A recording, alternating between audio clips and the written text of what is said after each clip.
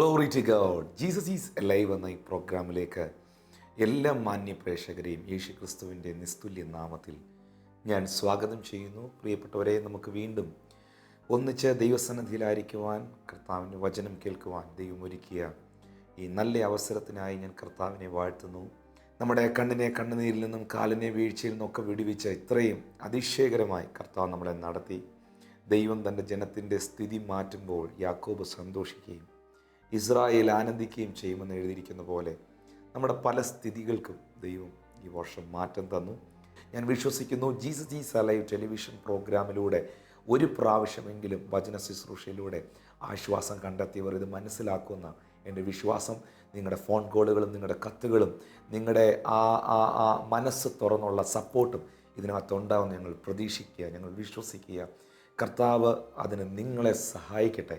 ഞാൻ അങ്ങനെ പ്രാർത്ഥിക്കുന്നു. ആമീൻ. കർത്താവിൻ്റെ വേലയ്ക്ക് വേണ്ടി കൊടുക്കുവാൻ, മറ്റുള്ളവരെ സപ്പോർട്ട് ചെയ്യുവാൻ, മറ്റുള്ളവർക്ക് വേണ്ടി പ്രാർത്ഥിക്കുവാൻ നിങ്ങളെ കർത്താവ് അതിനായി സഹായിക്കട്ടെ. ഇല്ലാത്തവർക്ക് ദൈവം നൽകട്ടെ. ദൈവം നിങ്ങളെ മാനിക്കട്ടെ. വളരെ പ്രധാനപ്പെട്ട ഒരു സന്ദേശമാണ് നിങ്ങളോട് ഞാൻ സംസാരിക്കുന്നത്. വളരെ ശ്രദ്ധയോടെ, പ്രാർത്ഥനയോടെ, പ്രതീക്ഷയോടെ നമുക്കത് കേൾക്കാം. അതിനായി പരിശുദ്ധാത്മാവ് നിങ്ങളെ സഹായിക്കട്ടെ.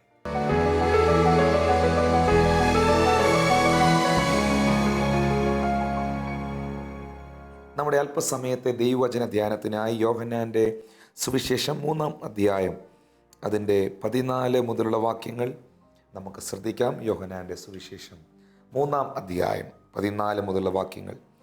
മോശ മരുഭൂമിയിൽ സർപ്പത്തെ ഉയർത്തിയതുപോലെ മനുഷ്യപുത്രനെയും ഉയർത്തേണ്ടതാകുന്നു. അവനിൽ വിശ്വസിക്കുന്ന ഏവനും നിത്യജീവൻ പ്രാപിക്കേണ്ടതിന് തന്നെ. മോശ മരുഭൂമിയിൽ സർപ്പത്തെ ഉയർത്തിയതുപോലെ മനുഷ്യപുത്രനെയും ഉയർത്തേണ്ടതാകുന്നു. അവനിൽ വിശ്വസിക്കുന്ന ഏവനും നിത്യജീവൻ പ്രാപിക്കേണ്ടതിന് തന്നെ. എന്തിനാണ് മോശ മരുഭൂമിയിൽ പിച്ചള സർപ്പത്തെ ഉയർത്തിയത്? സംഖ്യാപുസ്തകത്തിലേക്ക് വരുമ്പോൾ അതിൻ്റെ 21-ാമത്തെ അധ്യായം അതിൻ്റെ 6 മുതലുള്ള വാക്യങ്ങൾ നോക്കുമ്പോൾ 5 മുതൽ നമുക്ക് ശ്രദ്ധിക്കാം. സംഖ്യാപുസ്തകം 21-ൻ്റെ 5 മുതൽ. ജനം ദൈവത്തിനും മോശയ്ക്കും വിരോധമായി സംസാരിച്ചു. മരുഭൂമിയിൽ മരിക്കേണ്ടതിന് നിങ്ങൾ ഞങ്ങളെ മിസ്രൈം ദേശത്തു നിന്ന് കൊണ്ടുവന്നത് എന്തിന്? ജനം ദൈവത്തിനും മോശയ്ക്കും വിരോധമായി സംസാരിച്ചു. ഈ കാര്യം നിങ്ങൾ ശ്രദ്ധിക്കണം. നിങ്ങൾ ദൈവത്തെ മാത്രം ഭയപ്പെട്ടാൽ പോരാ. ദൈവത്തെക്കുറിച്ച് പലരും തെറ്റായ കാര്യങ്ങൾ പറയാറില്ല, എന്നാൽ ദൈവദാസന്മാരെക്കുറിച്ച് പറയാറുണ്ട്. എന്നാൽ ഇവിടെ പറയുന്നു, ദൈവത്തെക്കുറിച്ചും നിങ്ങൾ തെറ്റായി സംസാരിക്കരുത്, ദൈവദാസന്മാരെക്കുറിച്ചും സംസാരിക്കരുത്. ആരെയും വിധിക്കുവാൻ ദൈവം നമുക്ക് അനുവാദം നൽകിയിട്ടില്ല. പ്രിയപ്പെട്ടവരെ, നമ്മൾ വിധിക്കുന്ന വിധിയാൽ നമ്മളും വിധിക്കപ്പെടും. നമ്മൾ അളക്കുന്ന അളവിനാൽ ദൈവം നമുക്കും അളന്ന് നൽകും. ഇവിടെ എഴുതിയിരിക്കുകയാണ്, മോശയ്ക്കും ദൈവത്തിനും വിരോധമായവർ സംസാരിച്ചു. മരുഭൂമിയിൽ മരിക്കേണ്ടതിന് നിങ്ങൾ ഞങ്ങളെ മിസ്രൈം ദേശത്ത് കൊണ്ടുവന്നതിന് ഇവിടെ അപ്പവുമില്ല വെള്ളവുമില്ല. ഈ സാരമില്ലാത്ത ആഹാരം ഞങ്ങൾക്ക് വെറുപ്പാകുന്നു എന്ന് പറഞ്ഞു. അപ്പോൾ യഹോവ ജനത്തിൻ്റെ ഇടയിൽ സർപ്പങ്ങളെ അയച്ചു. അവ ജനത്തെ കടിച്ചു. ഇസ്രായേൽ വളരെ ജനം മരിച്ചു. ആകയാൽ ജനം മോശയുടെ അടുക്കൽ വന്നു, ഞങ്ങൾ യഹോവയ്ക്കും നിനക്കും വിരോധമായി സംസാരിച്ചതിനാൽ പാപം ചെയ്തിരിക്കുന്നു. സർപ്പങ്ങളെ ഞങ്ങളുടെ ഇടയിൽ നിന്ന് നീക്കുവാൻ യഹോവയോട് പ്രാർത്ഥിക്കണം എന്ന് പറഞ്ഞു. മോശ ജനത്തിനു വേണ്ടി പ്രാർത്ഥിച്ചു. യഹോവ മോശയോട്, ഒരു അഗ്നിസർപ്പത്തെ ഉണ്ടാക്കി കൊടിമരത്തിന്മേൽ തൂക്കുക. കടിയേൽക്കുന്നവൻ ആരെങ്കിലും അതിനെ നോക്കിയാൽ ജീവിക്കും എന്ന് പറഞ്ഞു. അങ്ങനെ മോശ താമരം കൊണ്ടൊരു സർപ്പത്തെ ഉണ്ടാക്കി കൊടിമരത്തിൻ്റെ മേൽ തൂക്കി. പിന്നെ സർപ്പം ആരെയെങ്കിലും കടിച്ചിട്ട് അവൻ താമര സർപ്പത്തെ നോക്കിയാൽ ജീവിക്കും. എന്നെ കേൾക്കുന്ന പ്രിയപ്പെട്ടവരെ, യഹോവയ്ക്കും യഹോവയുടെ ദാസനായ മോശയ്ക്കും എതിരായി ഇസ്രായേൽ മക്കൾ സംസാരിച്ചപ്പോൾ ദൈവത്തിൻ്റെ കോപം, ദൈവത്തിൻ്റെ ക്രോധം ജനത്തിൻ്റെ മേൽ വന്നു. നാം പഴയ നിയമമാണ് വായിച്ചത്. ദൈവത്തിൻ്റെ കോപവും ക്രോധവും ജനത്തിൻ്റെ മേൽ വന്നതിനാൽ അഗ്നിസർപ്പങ്ങളെ അയച്ച് ദൈവത്താൽ ഒരു ദൈവിക ശാപമാണ് അവിടെ സംഭവിച്ചത്. നിങ്ങൾ മനസ്സിലാക്കണം, നിങ്ങൾ എന്നെ ശ്രദ്ധിക്കണം. ഒരു മതത്തെയോ ഒരു സഭയോ ഒരു വ്യക്തിയോ ഒരു പാസ്റ്ററെയോ ഒരു പുരോഹിതനെയോ ആരെയും കുറ്റം പറയാൻ ദൈവം നിങ്ങൾക്ക് അനുവാദം തന്നിട്ടില്ല. ആരെയും വിധിക്കുവാൻ ദൈവം പെർമിഷൻ തന്നിട്ടില്ല. പ്രത്യേകിച്ച് ശ്രദ്ധിക്കണം, അബ്രഹാമിൻ്റെ സന്തതികളെ ശപിക്കരുത്, അബ്രഹാമിൻ്റെ മക്കളെ അനുഗ്രഹിക്കണം. ആരാണ് അബ്രഹാമിൻ്റെ സന്തതി? ആ സക്കായിയോട് യേശു പറഞ്ഞത് ഇങ്ങനെയാണ്, ഇവനും അബ്രഹാമിൻ്റെ മകനാകയാൽ ഈ ഭവനത്തിന് രക്ഷ വന്നിരിക്കുന്നു. എന്തുകൊണ്ടാണ് സക്കായിയോട് യേശു എന്ന് പറഞ്ഞത്? സക്കായി യേശുവിനെ സന്തോഷത്തോടെ കൈക്കൊണ്ടപ്പോൾ, അപ്പോൾ ക്രിസ്തു യേശുവിലുള്ള വിശ്വാസത്താലാണ് നാം അബ്രഹാമിൻ്റെ സന്തതിയാകുന്നത്.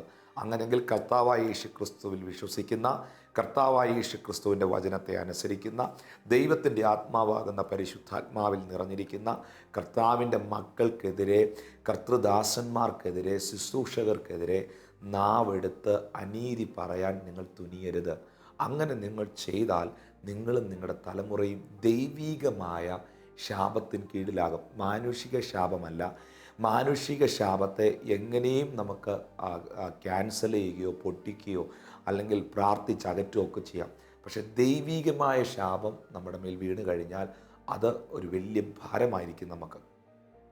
അതുകൊണ്ട് നിങ്ങളുടെ നാവെടുത്തൊരിക്കലും അത് പറയരുത്. നിങ്ങളുടെ അനുഗ്രഹം കാണാൻ ഞാൻ ആഗ്രഹിക്കുന്നത് പറയുന്നു. നിങ്ങൾ അനുഗ്രഹിക്കപ്പെടാൻ എത്ര പേർ ആഗ്രഹിക്കുന്നു? നിങ്ങൾ ഒരു കാര്യം ചെയ്താട്ടെ. ദൈവം ഇങ്ങനെ അബ്രഹാമിനോട് പറഞ്ഞ്, നിന്നെ അനുഗ്രഹിക്കുന്നവനെ ഞാൻ അനുഗ്രഹിക്കും, നിന്നെ ശപിക്കുന്നവനെ ഞാൻ ശപിക്കും. അപ്പോൾ അബ്രഹാമിൻ്റെ മക്കളെ അനുഗ്രഹിക്കുന്നവരെ ദൈവം അനുഗ്രഹിക്കും. അങ്ങനെയാണെങ്കിൽ വാ തുറന്ന് ദൈവദാസന്മാരെയും ദൈവമക്കളെയും അനുഗ്രഹിച്ച് പ്രാർത്ഥിക്കും. നിങ്ങൾക്കറിയാവുന്നവരുടെ പേരെടുത്ത് വാ കൊണ്ട് പറഞ്ഞ്, പിതാവിൻ്റെയും പുത്രൻ്റെയും പരിശുദ്ധാത്മാവിൻ്റെ നാമത്തിൽ ഞാൻ ആ വ്യക്തിയെ അനുഗ്രഹിക്കുന്നു, യേശു ക്രിസ്തുവിൻ്റെ നാമത്തിൽ ഞാൻ ആ വ്യക്തിയെ അനുഗ്രഹിക്കുന്നു. ഇപ്പോൾ എന്നോട് പ്രസംഗിക്കുന്ന ആ ദൈവദാസനെ അനുഗ്രഹിക്കുന്നു, കുടുംബത്തെ അനുഗ്രഹിക്കുന്നു, അല്ലെങ്കിൽ എൻ്റെ സഭയിലെ പാസ്റ്ററെ ഞാൻ അനുഗ്രഹിക്കുന്നു, എൻ്റെ വൈദികനെ, എൻ്റെ ശുശ്രൂഷകനെ ഞാൻ അനുഗ്രഹിക്കുന്നു. വാ തുറന്ന് നിങ്ങൾ അവരെ അനുഗ്രഹിക്കണം. അബ്രഹാമിൻ്റെ സന്തതികളെ അനുഗ്രഹിച്ചാൽ നിങ്ങളും അനുഗ്രഹിക്കപ്പെടും. അതുകൊണ്ടാണ് പത്രോസിൻ്റെ ലേഖനത്തിൽ പത്രോസ് പറഞ്ഞത്, നിങ്ങൾ അനുഗ്രഹം അനുഭവിക്കേണ്ടവരാകയാൽ അനുഗ്രഹിക്കുന്നവർ ആയിരിപ്പീൻ. ഒരു ദ്വാരത്തിൽ നിന്ന് തന്നെ കയ്പും മധുരവും പുറപ്പെടുന്നില്ല, ഒരു വായിൽ നിന്ന് തന്നെ ശാപവും അനുഗ്രഹവും പുറപ്പെടുന്നില്ല. അപ്പോൾ അങ്ങനെയാണെങ്കിൽ നിങ്ങളുടെ ഒരു വാ കൊണ്ട് തന്നെ പ്രാർത്ഥിക്കുകയും അന്യഭാഷ പറയുകയും ചെയ്തിട്ട് അതേ നാവ് കൊണ്ട് അന്യായ ഭാഷ പറയരുത്, അതേ നാവ് കൊണ്ട് തെറ്റായിട്ടുള്ളത് പറയരുത്. അതുകൊണ്ട് പ്രിയപ്പെട്ടവരെ, മിസ്രൈമിൽ ദൈവം ആ ബാധ അയച്ചതിൻ്റെ പ്രധാനപ്പെട്ട കാരണം ദൈവത്തിനും മോശയ്ക്കും വിരോധമായി അവർ സംസാരിച്ചതുകൊണ്ടാണ്. അപ്പോൾ ആ സന്ദർഭത്തിൽ ജനത്തെ അഗ്നിസർപ്പങ്ങൾ കടിച്ച് അവരോരോന്നായി മരിക്കാൻ തുടങ്ങി. വലിയ പ്രയാസങ്ങൾ അവിടെ ഉണ്ടായി. ആ സമയത്ത് മോശ ദൈവത്തോട് പ്രാർത്ഥിച്ചു. കാരണം ജനം വന്ന് മോശയോട് പറഞ്ഞു, മോശെ, ഒരു രക്ഷയുമില്ല, നീ ഞങ്ങളെ രക്ഷിക്കണം, നീ ഞങ്ങളെ വിടുവിക്കണം, നീ ദൈവത്തോട് പ്രാർത്ഥിക്കണം. അപ്പോൾ മോശ ദൈവത്തോട് പ്രാർത്ഥിച്ച ഉടനെ ദൈവം പറഞ്ഞു, ഈ വിഷം ഏറ്റ അല്ലെങ്കിൽ ഈ പാമ്പിൻ്റെ കടിയേറ്റ ഈ ശാപത്തിലകപ്പെട്ടവർ ഇനി രക്ഷപ്പെടാൻ നീ ഒരു താമര സർപ്പത്തെ ഉണ്ടാക്കി തൂക്കുക. അവിടെ എഴുതിയിരിക്കുന്നതിന് കൊടിമരത്തിൻ്റെ മേൽ തൂക്കി ആരെങ്കിലും പിന്നെ ആ സർപ്പം ആരെയെങ്കിലും കടിച്ചാൽ ആ കടിയേറ്റവൻ ആ ഉയർത്തപ്പെട്ട കൊടിമരത്തിൽ ഉയർത്തപ്പെട്ട താമര സർപ്പത്തെ നോക്കുമ്പോൾ അവന് സൗഖ്യമുണ്ടാകുന്നു, അവൻ്റെ വിഷം മാറുന്നു. പുതിയ നിയമത്തിലേക്ക് വരുമ്പോൾ ഇത് എന്തിൻ്റെ നിഴലാണ്? യോഹന്നാന്റെ സുവിശേഷത്തിൽ നമ്മൾ ഇന്ന് വായിച്ചു കേട്ടത് അതാണ്. മോശ മരുഭൂമിയിൽ സർപ്പത്തെ ഉയർത്തിയതുപോലെ മനുഷ്യപുത്രനെ ഉയർത്തേണ്ടതാകുന്നു. പഴയ നിയമത്തിൽ മോശ ഉയർത്തിയ കൊടിമരത്തിൻ്റെ മേൽ ഉയർത്തിയ താമര സർപ്പത്തിൻ്റെ മേൽ വിഷമേറ്റവർ നോക്കിയപ്പോൾ, മരണത്തിനായി വിധിക്കപ്പെട്ടവർ നോക്കിയപ്പോൾ അവരുടെ മരണം മാറി അവർക്ക് ജീവനുണ്ടായെങ്കിൽ, പുതിയ നിയമത്തിലേക്ക് വരുമ്പോൾ പാപത്തിൻ്റെ ശമ്പളമായ മരണത്താൽ പിടിക്കപ്പെട്ടവർ, പാപത്തിൻ്റെ ശമ്പളമായ മരണത്തിനായി നിയമിക്കപ്പെട്ടവർ, ശാപത്തിൻ്റെ കീഴിൽ കിടക്കുന്നവർ പുത്രനായ ക്രിസ്തുവിലേക്ക് നോക്കുമ്പോൾ, പുത്രനായ ക്രിസ്തുവിലേക്ക് കണ്ണുകൾ ഉയർത്തുമ്പോൾ, അവനിൽ വിശ്വസിക്കുമ്പോൾ ബൈബിൾ പറയുന്നു അവൻ്റെ ശാപങ്ങൾ മാറി, അവൻ്റെ തകർച്ചകൾ മാറി, അവൻ നിത്യജീവൻ പ്രാപിക്കുന്നു.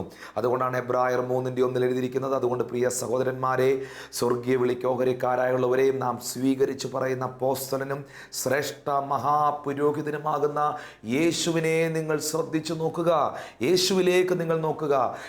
എബ്രായർക്കെഴുതിയ ലേഖനം 12-ാം അധ്യായത്തിൽ പൗലോസ് അപ്പോസ്തലൻ പറയുന്നു, വിശ്വാസത്തിൻ്റെ നായകനും പൂർത്തീകരിക്കുന്നവനുമാകുന്ന യേശുവിനെ നോക്കുക. അപ്പോൾ ഒരു മതത്തെ നോക്കാനല്ല, ഒരു വ്യക്തിയെ നോക്കാനല്ല, നിങ്ങൾ അനുഗ്രഹിക്കപ്പെടുവാൻ, നിങ്ങൾ സൗഖ്യമുള്ളവരാകുവാൻ, നിങ്ങളുടെ മേൽ പാരമ്പര്യമായി വന്ന ശാപക്കെട്ടുകൾ ഉടഞ്ഞു മാറുവാൻ വിശ്വാസ കണ്ണുകൾ ഉയർത്തി നിങ്ങൾ യേശുവിനെ നോക്കുകയും യേശുവിൽ വിശ്വസിക്കുകയും യേശുവിനെ രക്ഷകനായി സ്വീകരിക്കുകയും ഈ യേശുവിനായി ജീവിക്കുവാൻ ആരംഭിക്കുകയും ചെയ്യുക. അങ്ങനെ ചെയ്താൽ അപ്പോസ്തലനായ പൗലോസ് ശ്ലീഹ പറയുന്നു, ഇപ്പോൾ ക്രിസ്തു യേശുവിലുള്ളവർക്ക് ഒരു ശിക്ഷാവിധിയുമില്ല. അവൻ്റെ നാമം വിളിച്ച വിളിച്ചപേക്ഷിക്കുന്ന ഏവനും രക്ഷിക്കപ്പെടും. അതിൽ യഹൂദനെന്നില്ല, യവനനെന്നില്ല, എബ്രായനെന്നില്ല, കർത്താവിൻ്റെ നാമത്തെ വിളിച്ചപേക്ഷിക്കുന്നവർ വിടുതൽ പ്രാപിക്കും. നമ്മൾ പലപ്പോഴും നമ്മുടെ പല വിഷയങ്ങളുടെയും മുൻപിൽ നമ്മൾ മനുഷ്യരിലേക്ക് നോക്കുന്നവരാണ്. എന്നാൽ ബൈബിൾ പറയുന്നു, മനുഷ്യരിൽ ആശ്രയിക്കുന്നതിനേക്കാൾ നല്ലത് യഹോവയിൽ ആശ്രയിക്കുന്നത്, പ്രഭുക്കന്മാരിൽ ആശ്രയിക്കുന്നതിനേക്കാൾ നല്ലത് യഹോവയിൽ ആശ്രയിക്കുന്നത്. നമ്മുടെ കുഞ്ഞുങ്ങളുടെ ആവശ്യത്തിന് വേണ്ടി, നമ്മുടെ മക്കൾക്കൊരു ജോലി കൊടുക്കണമെന്ന് പറഞ്ഞ്, അല്ലെ എൻ്റെ കുഞ്ഞുങ്ങളെ ഒന്ന് സഹായിക്കണമെന്ന് പറഞ്ഞ്, അല്ലെങ്കിൽ എനിക്കൊരു വീട് കെട്ടിത്തരണമേ എന്ന് പറഞ്ഞ്, അല്ലെങ്കിൽ എനിക്കൊരു വസ്ത്രം വാങ്ങിത്തരണമേ എന്ന് പറഞ്ഞ് നമ്മൾ എത്രയോ മനുഷ്യരോട് പറഞ്ഞിട്ടുണ്ട്. പക്ഷേ അതൊക്കെ പരിഹാസമായും നിന്ദയായും അവരുടെ ജീവിതത്തിൽ ശത്രുതയായും മാറിയപ്പോൾ ഞാൻ നിങ്ങളോട് പറയട്ടെ, പറയാൻ കൊള്ളാവുന്ന ഒരുവനുണ്ട്, നോക്കാൻ കൊള്ളാവുന്ന ഒരുവനുണ്ട്, തന്നിട്ട് കണക്ക് പറയാത്ത ഒരുവനുണ്ട്, അനുഗ്രഹിച്ചിട്ട് സ്തോത്രം നിങ്ങളെ പുച്ഛിക്കാത്ത ഒരുവനുണ്ട്. അവൻ്റെ പേര് നസ്രയനായ യേശു, അവൻ്റെ പേര് സ്വർഗീയ പിതാവ്. എന്നെ കേൾക്കുന്ന എൻ്റെ സഹോദരങ്ങളെ, ആ മരുഭൂമിയിൽ അവർ ആ പിച്ചള സർപ്പത്തിലേക്ക് നോക്കിയതുപോലെ ദൈവപുത്രനായ ക്രിസ്തുവിലേക്കും നിങ്ങൾക്കും നോക്കുവാൻ കഴിഞ്ഞാൽ, ആ കർത്താവിനെ ഹൃദയത്തിൽ സ്വീകരിക്കുവാൻ വിശ്വസിക്കാൻ കഴിഞ്ഞാൽ, ഇവിടെ എഴുതിയിരിക്കുന്നു, അവർക്ക് നിത്യജീവൻ ഉണ്ടാകുന്നു, അവർ നിത്യജീവൻ പ്രാപിക്കുന്നു. അടുത്ത വാക്യത്തിൽ എഴുതിയിരിക്കുന്നു, തൻ്റെ ഏകജാതനായ പുത്രനിൽ വിശ്വസിക്കുന്ന ഏവനും നശിച്ചു പോകാതെ നിത്യജീവൻ പ്രാപിക്കേണ്ടതിന് അവനെ നൽകുവാൻ തക്കവണ്ണം പിതാവായ ദൈവം ലോകത്തെ സ്നേഹിച്ചു. അപ്പോൾ യേശു ക്രിസ്തുവിൽ വിശ്വസിക്കുന്നവരാരും നശിച്ചു പോകത്തില്ലെന്ന് ഈ ബൈബിൾ നമുക്ക് ഉറപ്പ് തരുന്നു. നിങ്ങളുടെ കുടുംബം നശിച്ചുകൊണ്ടിരിക്കുന്ന അവസ്ഥയിലാണെങ്കിൽ, നിങ്ങളുടെ ബിസിനസ് നശിച്ചുകൊണ്ടിരിക്കുന്ന അവസ്ഥയിലാണെങ്കിൽ, നിങ്ങളുടെ ശരീരം നശിച്ചുകൊണ്ടിരിക്കുന്ന അവസ്ഥയിലാണെങ്കിൽ, മദ്യപാനത്താലും പാപത്താലും നിങ്ങൾ നശിച്ചുകൊണ്ടിരിക്കുന്ന അവസ്ഥയിലാണെങ്കിൽ, ദൈവപുത്രനായ ക്രിസ്തുവിലേക്ക് നിങ്ങളുടെ കണ്ണുകളെ ഉയർത്തിയാൽ, അവനിൽ നിങ്ങൾ വിശ്വസിച്ചാൽ, നിങ്ങളുടെ ജീവിതം അനുഗ്രഹിക്കപ്പെടും. നിങ്ങളുടെ ജീവിതം നന്മയായി വിടുതലായി മാറും. പ്രിയപ്പെട്ടവരെ, ഇവിടെ എഴുതിയിരിക്കുന്ന ഇതാണ്, ദൈവം തൻ്റെ പുത്രനെ ഈ ലോകത്തിലേക്ക് അയച്ചത് ലോകത്തെ വിധിപ്പാനല്ല, ലോകം അവനാൽ രക്ഷിക്കപ്പെടുവാനത്രേ. അങ്ങനെയെങ്കിൽ നിങ്ങളെ രക്ഷിക്കുവാൻ, നിങ്ങളെ വിടിവിക്കുവാൻ, നിങ്ങൾ പരാജയപ്പെടാതിരിക്കുവാൻ, ഇന്ന് ഈ പ്രോഗ്രാം കണ്ടുകൊണ്ടിരിക്കുന്ന നിങ്ങളോട് പറയട്ടെ, പാപത്തിൻ്റെ വിഷമേറ്റ് മരണത്തിനായി വിധിക്കപ്പെട്ടിരിക്കുന്ന ഒരു വ്യക്തിയാണ് നിങ്ങളെങ്കിൽ, മരണത്തിൽ നിന്നും പാപബന്ധനത്തിൽ നിന്നും നിങ്ങളെ പൂർണ്ണമായി വിടുവിപ്പാൻ അവൻ്റെ പുത്രനായ യേശുവിൻ്റെ രക്തത്തിന് കഴിയും, യേശുവിൻ്റെ നാമത്തിന് കഴിയും. നിങ്ങൾ വിശ്വസിക്കുകയാണെങ്കിൽ അതിപ്പോൾ തന്നെ നിങ്ങൾ സംഭവിക്കും. അതൊരു ചടങ്ങായിട്ടല്ല,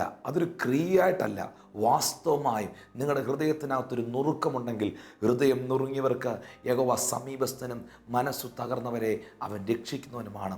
അതുകൊണ്ട് പ്രിയപ്പെട്ടവരെ, ഇന്നത്തെ എപ്പിസോഡിലൂടെ എനിക്ക് നിങ്ങളോട് പറയാനുള്ള ഏറ്റവും വലിയ സന്ദേശം, ജീവിതത്തിൻ്റെ വിഷമകരമേറിയ അവസ്ഥയിൽ, വിഷം ശത്രു കുത്തിവെച്ചിരിക്കുന്ന അവസ്ഥയിൽ, മരണഭീതി നിലനിൽക്കുന്ന അവസ്ഥയിൽ, പരാജയങ്ങൾ ഒന്നിനു പുറകെ ഒന്നായി സംഭവിച്ചുകൊണ്ടിരിക്കുന്ന സാഹചര്യത്തിൽ നിങ്ങൾ നോക്കേണ്ടത്, ഈ ഭൂമിയിൽ സ്വർഗത്തിലെ ദൈവം ഉയർത്തിയ, മരത്തിൻ്റെ മേൽ ഉയർത്തിയ, ക്രൂശിൽ ഉയർത്തിയ, കാൽവറിയിൽ ഉയർത്തിയ പുത്രനായ ക്രിസ്തുവിൻ്റെ മുഖത്തേക്കാണ്.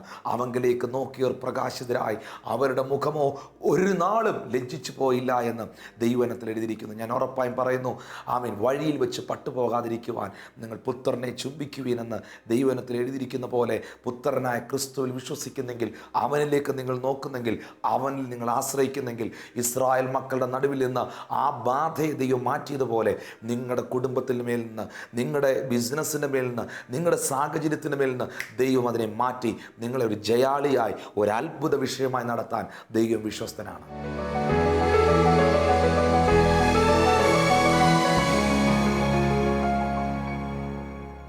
ഞാൻ നിങ്ങൾക്ക് വേണ്ടി പ്രാർത്ഥിക്കാൻ പോകുന്നു. ഞങ്ങളെ സ്നേഹിക്കുന്ന ഞങ്ങളുടെ സ്വർഗീയ നല്ല പിതാവേ, ഈ പ്രോഗ്രാം കാണുന്ന എല്ലാ പ്രിയപ്പെട്ടവരെയും അങ്ങയുടെ ബലമുള്ള കരങ്ങളിലേക്ക് തരുന്നു. യേശു ക്രിസ്തുവിൻ്റെ നാമത്തിൽ ഇവരും ഇവരുടെ കുടുംബവും അനുഗ്രഹിക്കപ്പെടട്ടെ. പിശാച് ബന്ധിച്ച എല്ലാ ബന്ധനങ്ങളും യേശുവിൻ്റെ നാമത്തിൽ അഴിഞ്ഞു മാറട്ടെ. മരുഭൂമിയിൽ മോശ താമര സർപ്പത്തെ ഉയർത്തിയപ്പോൾ വിഷബാധയേറ്റവർ അതിലേക്ക് നോക്കി സൗഖ്യം പ്രാപിച്ചതുപോലെ, കാൽവറിയിൽ ഞങ്ങൾക്കായി ഉയർത്തപ്പെട്ട പുത്രനായ ക്രിസ്തുവിലേക്ക് ഞങ്ങളുടെ കണ്ണുകളെ, വിശ്വാസ കണ്ണുകളെ ഉയർത്തി ഞങ്ങൾ ഒന്നിച്ച് പ്രാർത്ഥിക്കുന്നു. ഇപ്പോൾ തന്നെ ചില രോഗികൾ അത്ഭുത സൗഖ്യം പ്രാപിക്കട്ടെ. എല്ലാ ആർത്രൈറ്റീസ് സൗഖ്യമാകട്ടെ. ബ്രീത്തിങ് ഡിഫിക്കൽറ്റി, ശ്വാസം മുട്ടൽ ഇപ്പോൾ സൗഖ്യമാകട്ടെ. ഇപ്പോൾ തന്നെ വിട്ടുമാറാത്ത പനി സൗഖ്യമാകട്ടെ. ഹല്ലേലൂയ. കുഞ്ഞുങ്ങൾക്ക് നിങ്ങളുടെ കുഞ്ഞുങ്ങൾക്ക് ഒന്നിന് പിറകെ ഒന്നായി വരുന്ന രോഗങ്ങൾ യേശുവിൻ്റെ നാമത്തിൽ ഇപ്പോൾ അഴിഞ്ഞും മാറുന്നു. അവർ പൂർണ്ണ സൗഖ്യവും ആരോഗ്യമുള്ളവരാകുന്നു. ഇപ്പോൾ തന്നെ യേശുവിൻ്റെ നാമത്തിൽ വിടുതൽ സംഭവിക്കട്ടെ.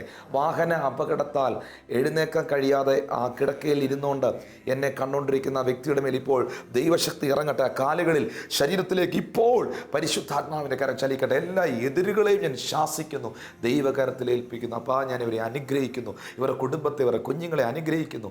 എല്ലാവിധ നന്മകളാലും നിറയ്ക്കണം. പ്രാർത്ഥന കേട്ടതിന് നന്ദി. അത് യേശുവിൻ്റെ നാമത്തിൽ തന്നെ. ആമേൻ. ദൈവമായ കർത്താവ് നിങ്ങളെയും നിങ്ങളുടെ കുടുംബത്തെ ധാരാളമായിട്ട് അനുഗ്രഹിക്കട്ടെ. പ്രിയപ്പെട്ടവരെ, നിങ്ങൾക്ക് ഈ പ്രോഗ്രാമുകൾ അനുഗ്രഹമാകുന്നെങ്കിൽ തുടർന്നും ഈ പ്രോഗ്രാമുകൾ കാണുവാനും ഇത് നടത്തുവാനും നിങ്ങൾ താല്പര്യപ്പെടുന്നെങ്കിൽ ഞങ്ങളെ വിളിച്ചറിയിക്കുക, കത്തുകൾ എഴുതുക. അപ്പോൾ തന്നെ ഈ ദിവസങ്ങളിൽ ഒത്തിരി ആവശ്യങ്ങളുടെ നടുവിൽ ദൈവസഭയായിരിക്കുന്നു. നിങ്ങളെ കർത്താവ് ഞങ്ങൾക്കൊരു അനുഗ്രഹമാക്കി വെച്ചിരിക്കുന്നത് നിശ്ചയമായിട്ടും നിങ്ങളും നിങ്ങളുടെ കുടുംബവും ദൈവരാജ്യത്തിനൊരു അനുഗ്രഹമാണ്. പാസ്റ്റർ ടിനു ജോർജിന് വേണ്ടിയല്ല, ഒരു വ്യക്തിക്ക് വേണ്ടിയല്ല, എൽ ഷദായ് മിനിസ്ട്രിയെ, Jesus is alive global worship centre എന്ന ആ വലിയ ദർശനത്തെ നിങ്ങൾ സഹായിക്കുക. നിങ്ങൾ ഈ ദർശനത്തിൻ്റെ കാണികളായിട്ടിരിക്കാതെ ഇതിൻ്റെ കണ്ണികളായിരുന്ന് ചേർന്ന് നിൽക്കുക. കർത്താവ് നിങ്ങളെ അനുഗ്രഹിക്കുകയും മാനിക്കുകയും ചെയ്യട്ടെ. നിങ്ങളുടെ കത്തുകൾ ഞങ്ങൾ പ്രതീക്ഷിക്കുന്നു, നിങ്ങളുടെ പ്രാർത്ഥനയും നിങ്ങളുടെ സപ്പോർട്ടും ഞങ്ങൾ പ്രതീക്ഷിക്കുന്നു. കർത്താവ് നിങ്ങളെ അനുഗ്രഹിക്കുകയും അത് തരുവാൻ തക്കവണ്ണം ദൈവം നിങ്ങളെ മാനിക്കുകയും ചെയ്യും. അടുത്ത ദിവസം കാണുന്നവരെയും അത്യുന്നതൻ്റെ ചിറകിൻ്റെ മറവിൽ കർത്താവ് നിങ്ങളെ സൂക്ഷിക്കട്ടെ. I bless you in Jesus almighty name.